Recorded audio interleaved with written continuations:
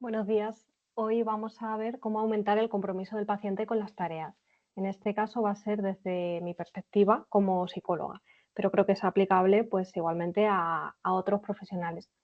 En primer lugar, decir dos datos importantes de las tareas. Por un lado, que las tareas no son un añadido, sino que son parte de la intervención. Nos van a servir, por un lado, a modo de evaluación al principio de la intervención y a modo de seguimiento una vez vayamos avanzando, tanto para establecer una línea base y que podamos identificar las conductas problema, por ejemplo, ¿no? Como las veces que ocurren, en qué momentos ocurren, a qué responden, y de esta manera pues que podamos ir teniendo un seguimiento pues correcto, ¿no? De cómo va evolucionando esa conducta o conductas. Por otro lado, van a formar parte de la intervención ayudándonos a que pongamos en práctica las habilidades que practiquemos dentro de la sesión. Esto va a ser muy importante porque va a ayudar a la persona a generalizar esas habilidades a un contexto natural, que al final es lo que queremos, que las pueda aplicar en su día a día, ¿no? Que se queden en sesión y ya está. Y luego, por otro lado, parten de tener claro un análisis del caso y la función que van a tener. Esto es súper importante, quiere decir que deben ir justificadas. Es decir, yo no me puedo inventar una tarea y ponérsela a la persona por ponérsela sin que venga a cuento, porque entonces pues no va a servir de nada. Entonces, pues aquí tengo dos ejemplos de tareas que podríamos llegar a poner en consulta. Imaginaos que yo a la persona que tengo delante, de repente, según viene, se presenta, me dice dos cosas y le planto la siguiente tarea. Le digo, cuando te vayas a dormir, trata de mantenerte despierta con los ojos abiertos todo el rato que puedas. Mm, ¿Vale? O, por otro lado, le digo, 3 veces al día, dedica un par de minutos a dar vueltas hasta que te sientas mareada.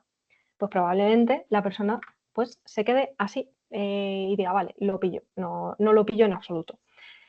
Por eso es tan importante que lo justifiquemos y que le hagamos a la persona comprender por qué estamos mandando esa tarea. Y eso es una parte fundamental para que se pueda garantizar el cumplimiento de esa tarea.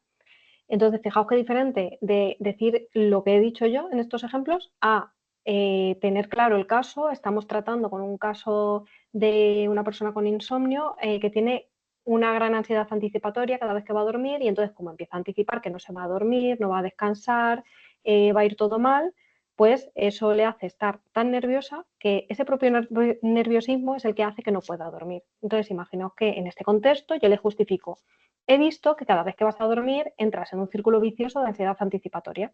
Temes no poder dormirte y eso hace que te pongas tan nerviosa que efectivamente acabes sin poder dormir. Entonces, ¿qué te parece si intentamos lo contrario? Vamos a probar que trates de mantenerte despierta todo el tiempo que puedas, para ver si así eliminamos esa ansiedad anticipatoria. Dentro de una intervención, como os digo, en la que hayamos visto la función que están teniendo esas conductas, pues podríamos justificar esa tarea. En la otra, en la de dar vueltas, pues imaginaos que es una persona que ha condicionado aversivamente ciertas sensaciones físicas, como el mareo. Pues le podemos decir, el temor a ciertas sensaciones físicas, en este caso el mareo, está haciendo que evites cualquier cosa que te pueda producir sensaciones que son normales. Entonces, lo que vamos a hacer va a ser provocar adrede esos síntomas para que puedas exponerte a ello poco a poco y veas que no es algo nocivo. Ahí queda justificada y se entiende la tarea. Entonces, hay como 5 puntos clave que yo he puesto aquí, que a mí por lo menos personalmente me parecen los más importantes, que es el primero, pactar.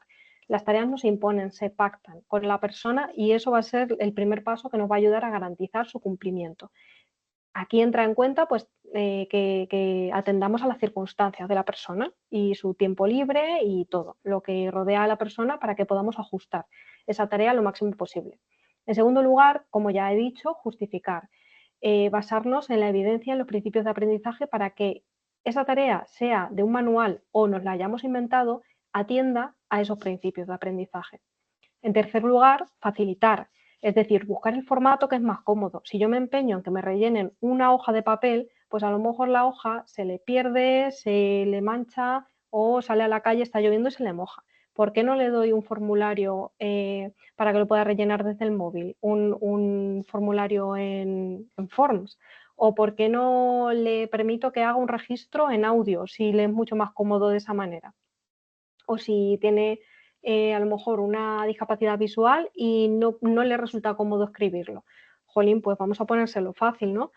La cuarta sería motivar. Si nos basamos en los intereses del paciente, pues seguramente garanticemos también el cumplimiento de esas tareas. Si a mi paciente lo que le gusta mucho es el fútbol, pues a mí no me cuesta nada a lo mejor ponerle ejemplos basados en el fútbol para que se llegue a entender el propósito de la tarea.